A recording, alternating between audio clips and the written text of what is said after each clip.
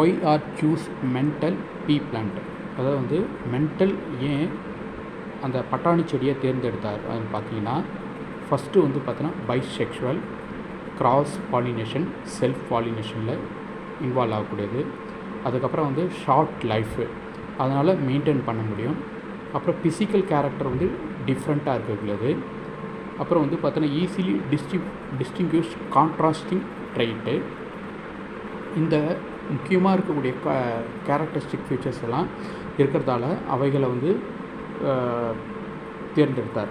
இதில் வந்து பார்த்திங்கன்னா மெயின் வந்து பார்த்தோன்னா டால் ஷார்ட் ஒரு பிளான்ட், ஒரு எக்ஸாம்பிள் வந்து பார்த்தா கான்ட்ராஸ்டிங் பார்த்திங்கன்னா டால் ஷார்ட் அப்படின்ட்டு இருக்கு இல்லையா, அந்த பிளான்ட்டோடைய கேரக்டரிஸ்டிக் வந்து பார்த்திங்கன்னா அது மெயினாக இருக்கக்கூடியது.